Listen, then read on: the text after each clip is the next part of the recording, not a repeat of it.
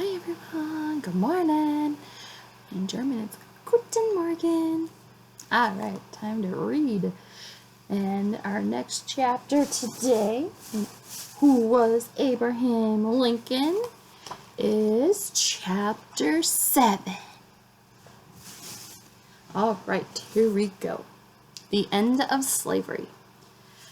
As the war neared the end of its second year, more than 100 battles had been fought, with many thousands of men wounded and killed. And still neither side was winning. In the North, it became harder and harder to find men who were willing to join the army, and the government was running out of money to pay for the war. The South had been broken away to keep slavery, yet so far Lincoln had avoided dealing with slavery directly. Now he realized he had to face the issue. Abolitionists supported the war because they thought it would end slavery. They wanted Lincoln to make it illegal once and for all. But even in the North, a lot of people were against this idea. Lincoln was afraid to lose their support, so he hesitated. He wasn't sure that the president had the power to outlaw slavery. He had sworn to protect the laws of the United States, and slavery in the South was legal. The president couldn't just overturn laws all by himself. That had to come from the people. Only the citizens of the country could change the United States Constitution. At last, Lincoln came upon a way to do what he thought was right and at the same time obey the Constitution. A country at war was allowed to seize property that the enemy was using to fight the war. Southern states were using slave labor in many ways that helped the war effort. There's a picture of a wounded soldier, it looks like. Lincoln decided this was a good legal reason to take slaves away from their owners in the rebel states. Congress began to pass laws that chipped away at slavery.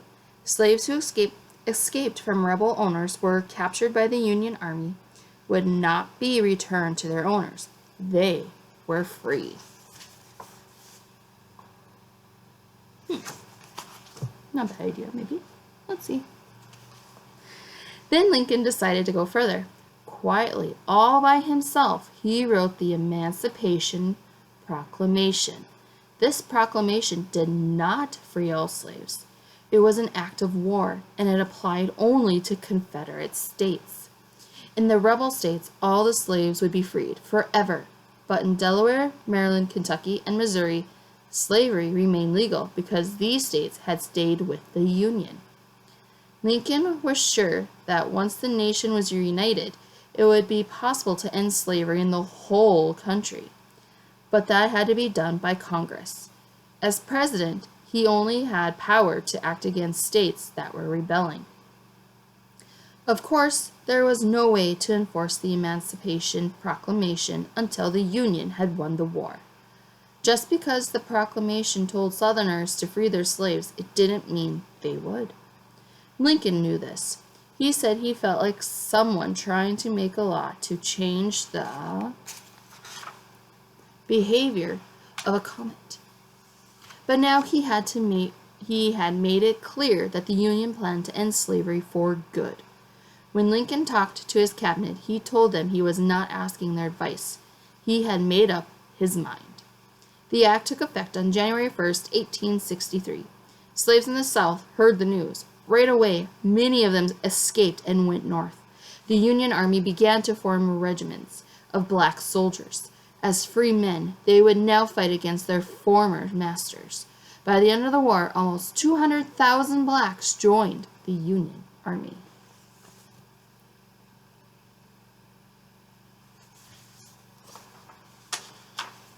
All right.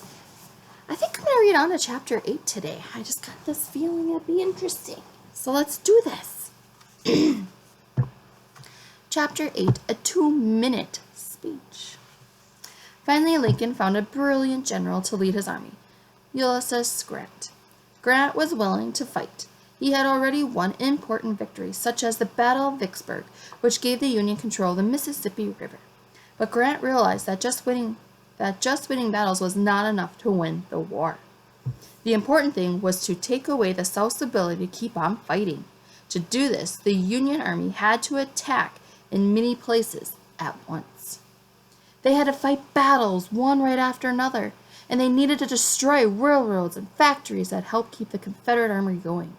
Grant planned to wear out the South so it would have to surrender, but it would take time and it would cause many thousands more deaths.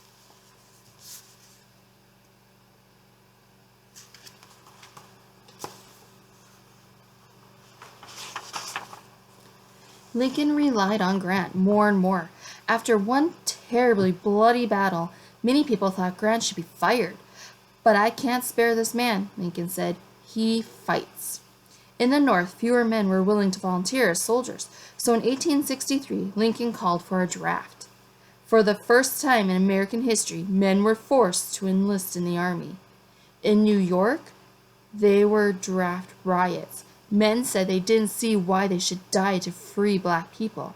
Many Northerners were so fed up with the war, they were even willing just to let the rebel states go. More and more people blamed Lincoln. He needed to explain why the war had to be fought to the bitter end. But back then, the president didn't often address the nation directly.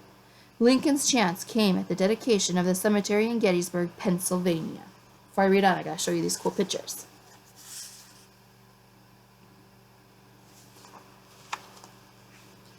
The Battle of Gettysburg had been a great victory for, this is the Gettysburg National Cemetery, by the way, I forgot to tell you, for the Union. Union soldiers had stopped the rebels from pushing their way north. But more than 3,000 Union soldiers and almost 5,000 Confederate soldiers had been killed, and a special cemetery was created to bury them. The dedication of the ceremony took place on November 19, 1863.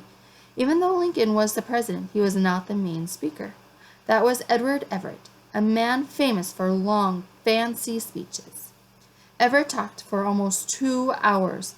Lincoln spoke for only 2 minutes. His words were simple and direct. He began by quoting a line from the Declaration of Independence: "All men are created equal." He reminded his audience that the United States was the first country founded on the idea of equality. In 1776, no one had known if such a country could work. Now people were wondering if it could last. Maybe it was about to fall apart. Lincoln could not give in to the rebels' demands because the country had to survive.